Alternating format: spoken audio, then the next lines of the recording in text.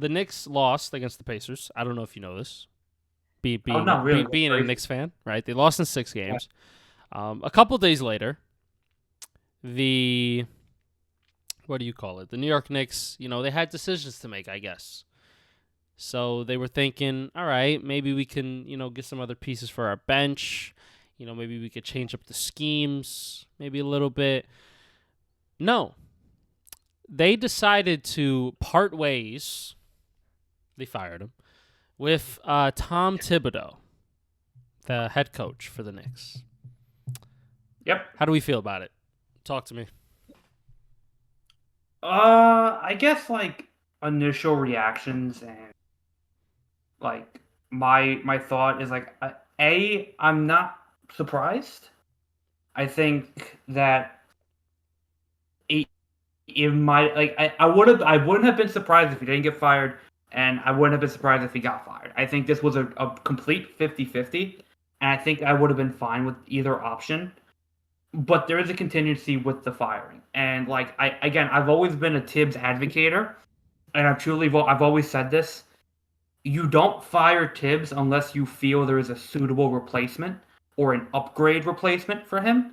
And I never felt that way at any point during his tenure that there was somebody better out there.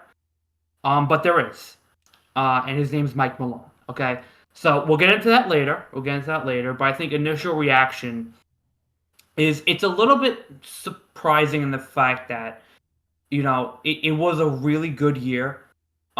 It's not like he had a disaster of a season. It's not like he didn't meet expectations. He did. And it's not like his team at any point, played bad or gave up. It wasn't that kind of situation. The team had his back. The front office seemed to have his back, but that report wasn't true. Um, so it's just initial reaction. Like I'm, it's kind of surprising from an outside perspective. But if you've been following this team for as long as I've had, you've heard rumblings and ideas and the speculation that he might get fired for somebody else and his offensive scheme, which you saw play out in the conference finals, right? So look, I think if a certain person wasn't out there, I would be up in arms about it. And if they still don't bring that person in, I'll be up in arms about it. But I think this team needs a new voice. I think it needs to have an upgrade and a new vision offensively and defensively. I think you're at the point where you need to bring in a guy who can kind of just be a new idea man in that locker room and have new rotations, have new willingness to put other players into the game and have willingness to trust in other players. Because you're not trying to win. You're not trying to teach winning. This team knows how to win. You're trying to teach how to win championships. And Thibodeau just doesn't know how to do that. Yeah. When I initially saw this, I was like, all right. They have to have somebody in line then. I was initially shocked Right. because I hear it. I'm like, wait, no way. Because we just heard a report that, everything was kosher. Everything was cool. I thought everything was vibes. Jalen Brunson's like, yeah, it's my coach. No, he was not. At the end of the day, the owners do make the decisions, and like I guess whoever is above the coach. So I mean, I can understand it because I guess like was it like a collapse against Indiana? I guess like are they feeling like this was a series that was like, all right, if we don't win this series, okay. Like I'm not getting like where it really like truly like this was the final straw for Tom. I just don't know where to pinpoint that at. Because if we're talking about the final straw was losing to Indiana, they were just a better team. But you could beat Indiana. But they were just a better team. So like maybe you're right. Maybe they I just think do need a fresh face and they need a new maybe they need a BBL. I don't know. They need a new body, right? Potentially. So if they could get that guy, which is Mike Malone, If it's not Mike Malone, who's there?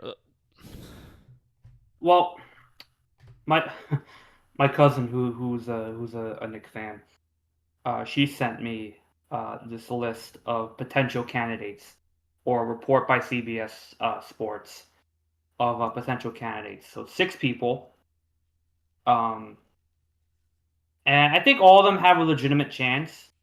But I think to before we do that, I just want to say like I think what it came down to though, in terms of Tibbs and his firing, I think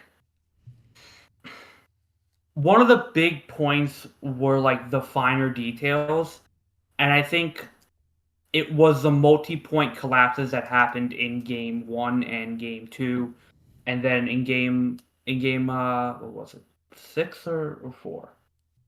No, we won game 4, but it was like the constant breakdowns in the third period, and like the way they got out the third periods, the inbound plays, like the just and like the rotations, and how he would have Towns and Brunson on the floor together when defensively it wasn't the right time to do that, and keep Brunson on the bench. Like but it's the little things like that in a playoff series against Indiana that matter, and it was his unwillingness to kind of adjust to it. And when he did adjust, it was too late. Or he did break his stubbornness, it was too late. So, in that regard, I can see why you would need a new face. But look, I think ultimately, if you bring the right guy in, it's not like this team's going to rebuild. It's not like this team is going to, have to do this crazy, like, wide net search for, like, the next up and coming young star. I think it's a team ready to win. It's a team full of veterans, and it's a team that's trying to take that next step. Thibodeau just has not been in enough NBA Finals or playoffs to push this team into that right step and know what it takes to win in those situations. I mean, yeah, you're right. I kind of feel for Tibbs a little bit. You do feel for I'm Tibbs. like, You have damn, to. man. Like you just He, went to the you Eastern know, Conference Finals. as a Knicks fan, I love Tibbs. He's my guy. I loved him when we hired him. He got this franchise off of an absolute dumpster fire. He got them going in the right direction. He brought a winning culture. He made Julius Randle work. He made RJ Barrett work. And like he guarded this next wave of the next great Knicks teams. And he's a big part of that. And what he was able to do and bring in that, changing that culture in that locker room, and bringing that mentality that you win no matter what. And you bring that toughness and that physicality on defense. So I'm always going to respect Tibbs for that. I'm always going to respect Tibbs for, how no matter what, winning was what mattered most. And then he didn't coddle players. He had his favorites, but he never openly like coddled players. He held everybody accountable, held himself accountable. He was great with the media, and he's a basketball lifer, and you got to respect that. And he'll get back on his feet if he decides to come back. He'll probably start another project somewhere though. But I give Tibbs a lot of credit. He's a great coach. He knows how to teach. He knows how to win, and he's just a basketball lifer. The guy lives, breathes, eats this shit. So he fit New York, and New York fit him. And I think it just, this whole regime just kind of ran its course. I think eventually this was going to be the outcome. Whether we went to a finals or not, this is going to be the outcome. I think it's rather do it sooner rather than later. I think you're at the right time where you can. Yeah. So Mike Malone, we have to get Mike Malone. You have to. Well, here's the list, right? And we'll go through the list real quickly because I think there's some interesting names here that I wouldn't be opposed to. Mm-hmm. But there is one guy at the end we're going to talk about. Mm-hmm. At length. So the first one is Johnny Bryant. So Bryant is I believe. So he was when Tibbs was here, and then he went to go be the associate coach for Cleveland. He's a young coach. New idea. He's regarded as one of the next brilliant minds in coaching. But it's not his time yet. This is not the team to put him on yet, so I don't. The next one is Dan Hurley. And I get it. Dan Hurley had his Lakers job stint. He had his offer there. And I don't think Dan Hurley is a bad coach, but again, I don't think it's the right place or the right time for him. And I also think NBA players won't. We had this conversation before Dan Hurley before. NBA players won't kind of like respect him right away, especially like Karl-Anthony Towns is going to be like, I'm not playing defense. You kid, why are you yelling? Just stop yelling, coach. Calm down. Just stop. So I don't see that being a fit. Next one would be Jay Wright. That's actually been getting a lot of steam recently. Jay Wright retired, was a Villanova coach, coached Brunson, Hart, and McHale when they were at Villanova. And look, like I get the appeal, and I think he would get an interview if he wants to come here. But he hasn't coached in the NBA in a long time. He hasn't coached in a great team for a long time. And I think the NBA needs to be more than just, I coached them in college. Or like the scheme needs to be implanted early on, and Jay Wright he hasn't proven he can coach an NBA level in a long time, and I feel like it'd be too long for him to catch up to what is now the new NBA. So I don't think that would be the move to make right now. Why did this do this? Why did this do this? Please, I don't care. Okay, third would be Jeff Van Gundy. Stop. Just stop. Just stop. Just stop. Just stop. Okay. Second is Mike Budenholzer. Also stop. But I don't think it's that bad of a move if you bring in Mike Budenholzer. I think he's a fine Tibbs replacement. I think he has a similar style to Tibbs, so he'll mesh well with the players already here. He's won an NBA title before. He got a raw deal in Phoenix. He can't coach too many superstars at once. The Knicks don't have any superstars. And I think if you can make a trade for a certain player, I think he'll fit right in with that player. So I wouldn't mind it. Do I think he's an upgrade over Tibbs? No. But do I think he's still a serviceable coach who can do a good job and might win a chip? He's done it before. I think he can do it again.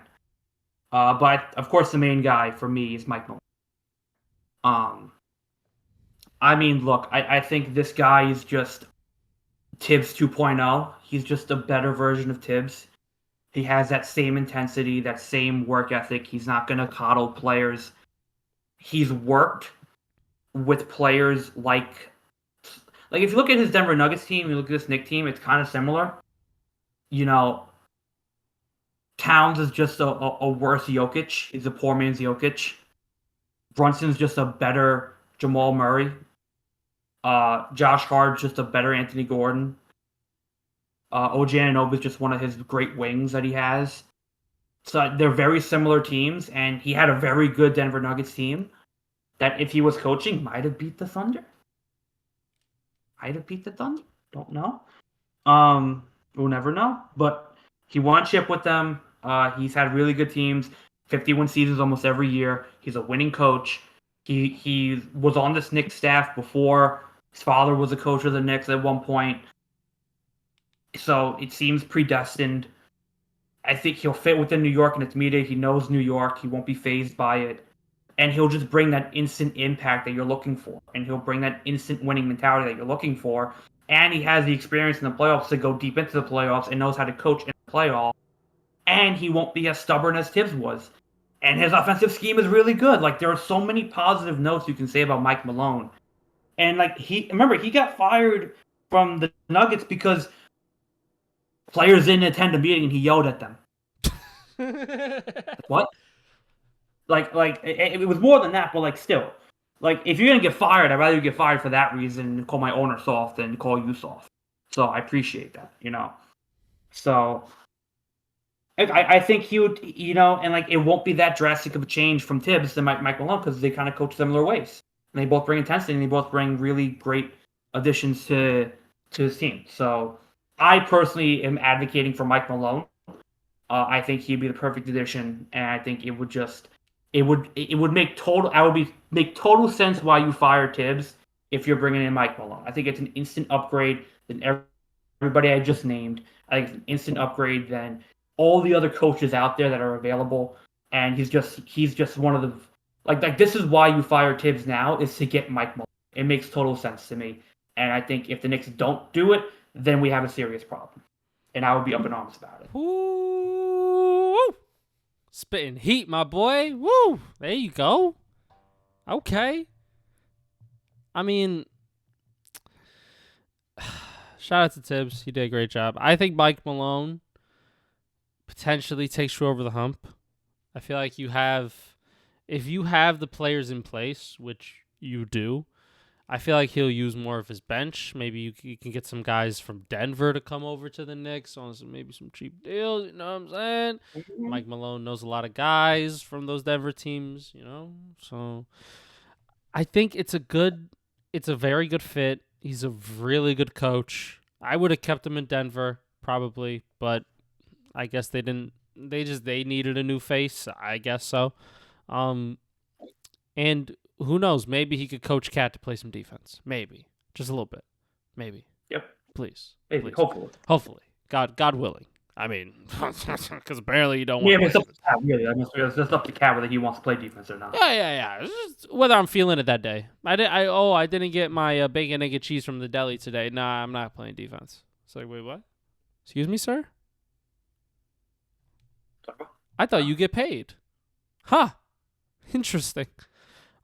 Yeah, but coach, I need my bacon, egg, and cheese, coach. Come on, coach. Oh my God, you don't know? You don't have the energy, coach. Come on, yo, Jalen. Ugh, he's zesty. All right. But I really do like Mike Malone as a coach, and I think he would fit really well just within the entire Knicks organization. I think he kind of fits in with the city. You know what I mean? Tough, hard-nosed guy, loves to play basketball, loves to watch basketball, loves to breathe basketball, eat it, all of those type of things. And he's a winning motherfucking coach. He's won a chip. Right? Not many coaches in this league right now can say that they've won a chip. And he's gotten far multiple times. He coached star players such as Jokic and Murray. I think he knows how to win. I think in these tough series, I think he'll be able to get the job done. And maybe bringing in a new face can just make for an even better Knick team, right? Maybe he, gets the ball out of Jalen's hands more, so not a lot of pressure's on him, and maybe Josh Hart can run kind of like a Jokic role where he's kind of on the perimeter looking to pass and being able to get in the lane, right? And then Cat, can he, potentially be in the post and, actually baby some guys on a switch, right? And then Mikal Bridges could be that Michael Porter Jr., flamethrower, hit the open three maybe, right? And Anunoby, he's got good defense. He can kind of be like that Aaron Gordon. He could kind of do it all, right? And then potentially getting guys for the bench, right? So I like the move. If they do go for Mike Malone, I think that's a great move. And if they sign him, it's fantastic. It's an instant upgrade, in my opinion, as well. So Mike Malone, that's my guy for right now for the Knicks. If they don't get Mike Malone, it's kind of a setback, in my opinion. But we shall see what Knicks want to do. But who knows? Mike Malone may not even want to come here. We don't even know that. Yeah. Maybe nah, right. I'm good. I want to start. I want to build up my own team. Be trash for a little bit. Then I make decisions. I do this. Yada yada yada.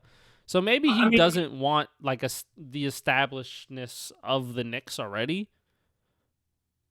I don't know, but we'll see. His preference will in due time. Time will tell. In due time. But shout out to Tom. Shout out to Tibbs. Coached his Knicks team really hard, really well. Got to the East Conference Finals. I would like to see where he goes next. That was going to be a pretty interesting thing to see. Maybe he takes a break from coaching a little bit, right? Goes into the media, right? It's on ESPN, talking a little bit. And our new expert analyst, Tom Thibodeau, right? Maybe that guy. Yeah, the team doesn't play defense. I When you run a defensive scheme like this, Steven, I mean, like like he needs to hedge the screen over there. If he doesn't hedge the screen over there, he's not a drop. The problem, Steve. It's the problem.